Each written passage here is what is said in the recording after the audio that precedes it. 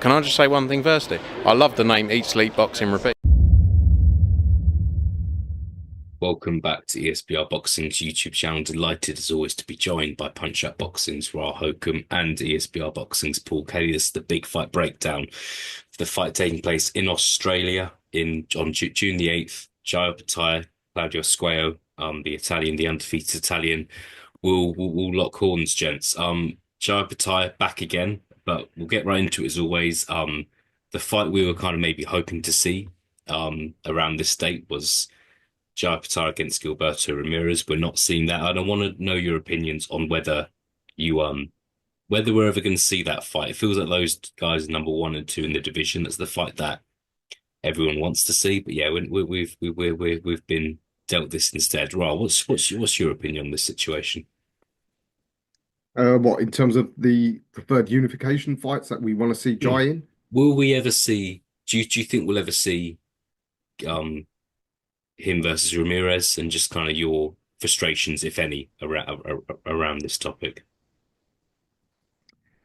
Yeah, I don't think we will see it. All the signs are that Golden Boy are stalling Zurdo from fighting him. I think the unification they're going to look for is the Jack fight because they're both former super middleweights, which is a measure of how far this cruiserweight division has fallen. When two former super middleweights are now holding three of the belts. So I think that's the fight that will get made sort of autumn, end of the year. And in terms of, again, another uninspiring opponent for Opetaia, I really don't blame him. I mean, since he won the title, he's been calling for all the big names. He said he wants the unifications. None of the other title holders want to give him that opportunity. And I don't actually think any of the sort of big names in the division, I don't think they want him. I think the tactic for everyone else in the division is just wait him out and he'll get fed up and move up to heavyweight. I think that is the strategy because I think they've surmised that a fight with Opetaia is likely to end in a brutal KO defeat at his hands and, put your clock back considerably. But Yeah. no, I don't think the Zurdo fight will happen as a result. Yeah, for sure. And I think I'll touch on kind of what Opetaia might do in the next 12 months a bit later on in the video. Paul, Ramirez is fighting Dorticos at the end of next month, 28th of June. Whereas he could have been fighting Opetaia instead. I remember when Chris Smith beat Richard Riakporhe last year. There wasn't much to mention of him fighting Opetaia then. The focus was very much fighting Ramirez. And then instead of fighting Opetaia first, what are your thoughts on this on this whole situation? Because yeah, it's pretty frustrating for a lot of people. Yeah, it's definitely frustrating. I'm a little more optimistic than Ra, I believe. I think we will get Opetaia Ramirez. Not saying that'll be next though, for after both of their respective fights in June.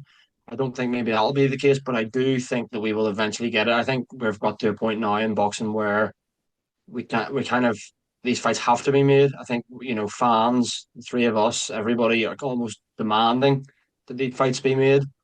The best in the division against the best in the division. We've seen more undisputed fights in the last few years than we ever have done.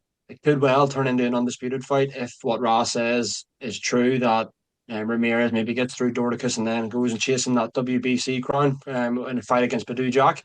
Then could the Opetaia Ramirez fight happen in early 2020, early to mid 2026? That is another year away though, of course. So yeah, I'm more optimistic that it is going to happen. But in saying that, the way think what Raz said is bang on about they'll probably be looking. Team Ramirez will probably be looking at Badu Jack as maybe damaged goods, and potentially an easy enough world title to pick up. Then he only needs one more, and that's obviously Opetaia's belt at the minute. So then that undisputed fight could happen, provided Opetaia keeps winning himself.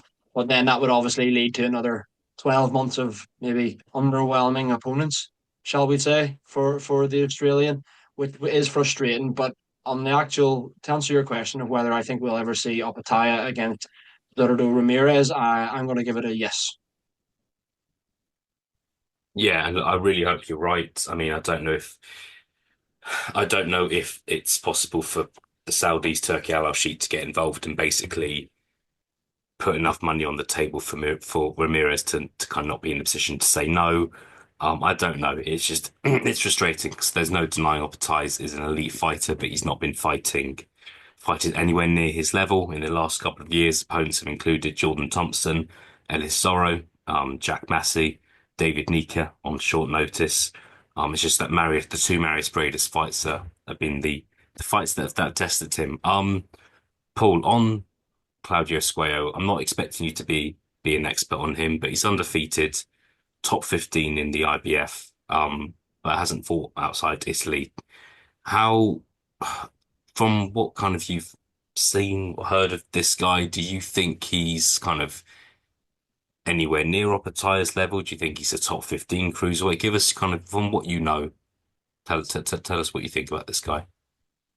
Yeah, I mean, I suppose you look at it on the surface and you think, oh, 17 or no, around half of his fights he's won via knockout. But then you dig a little deeper and he's been 10 rounds once. Um, he's never fought 12 rounds. He's never fought outside Italy, as you said. Number 14 ranked in the IBF. Like, sometimes you just, I don't know how these people get ranked. In terms of kind of where I see him in the division, like, I don't mean to be funny, but I mean, is he even a top 40 or 50 cruiserweight? Like, is he? I don't know.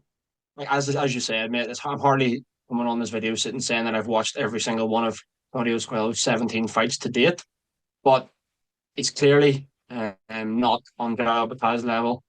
I'm sure we'll come on to predictions and kind of a few more topics in the rest of the video. But yeah, I don't think he can really lift Jai Opetaia's boots if I'm perfectly honest. But who knows? He'll maybe prove some doubters wrong.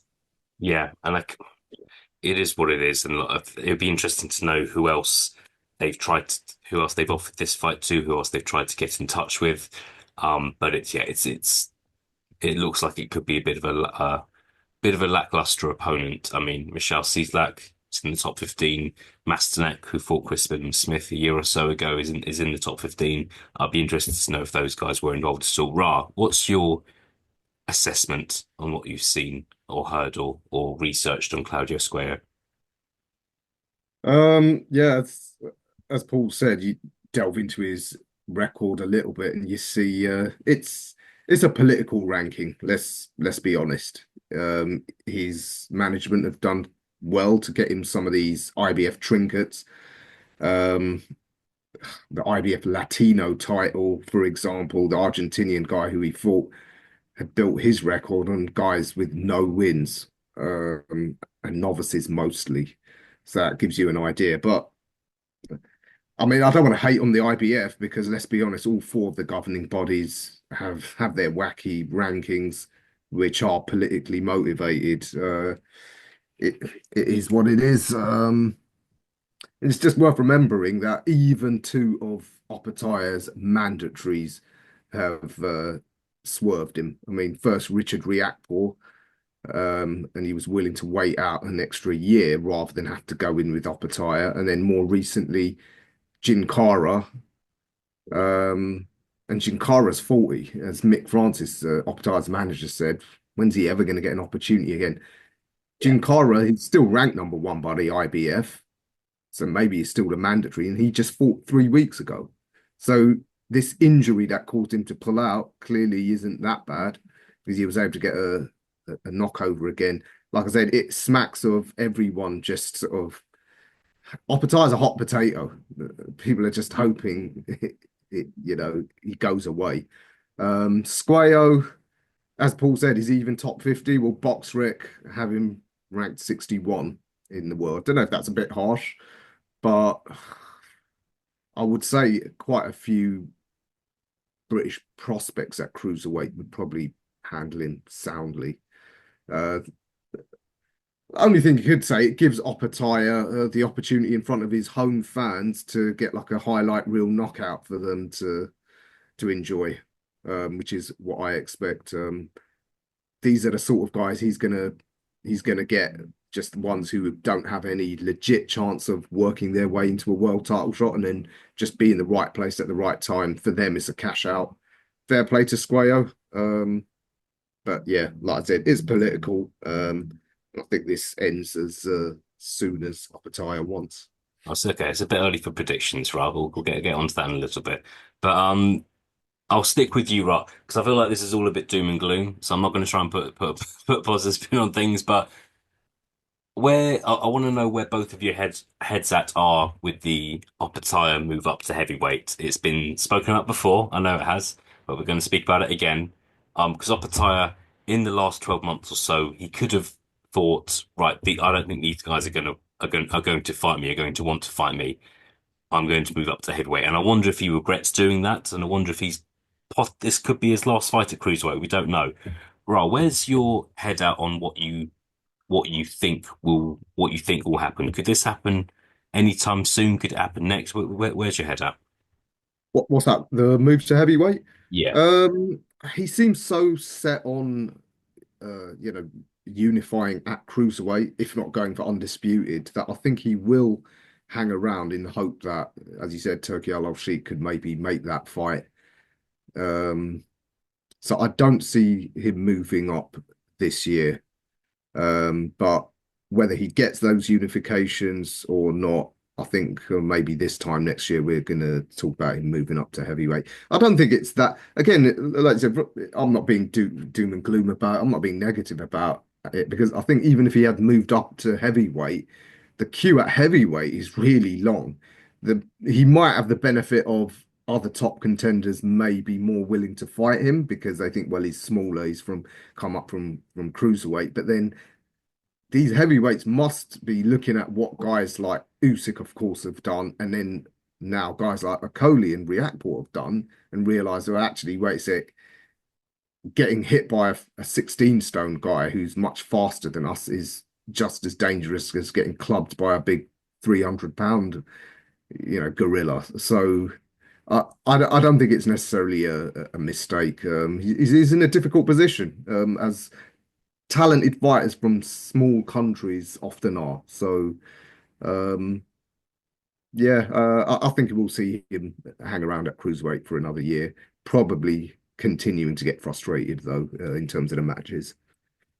yeah. All right. Now we shall see. I think it's going to be very exciting when and if it does happen.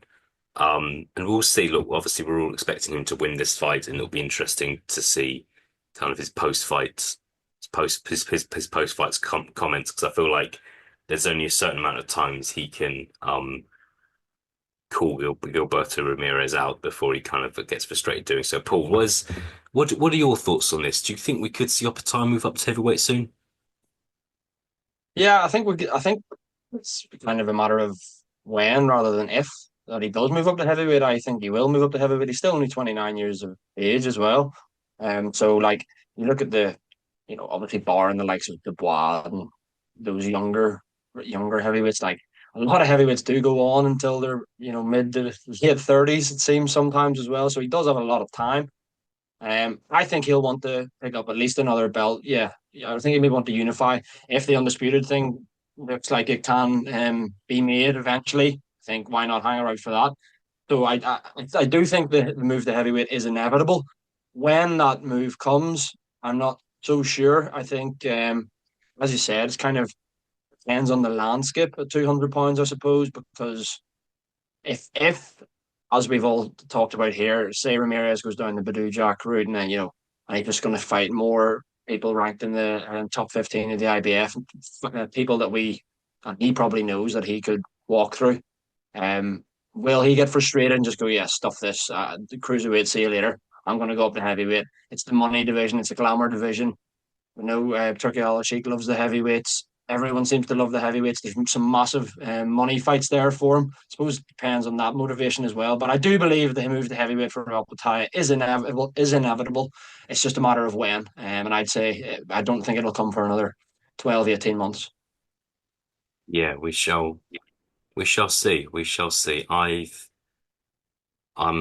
got a feeling it could be sooner rather than later, because I think he'd rather move up to heavyweight than stay at cruiserweight and be in these sort of fights. But we will see.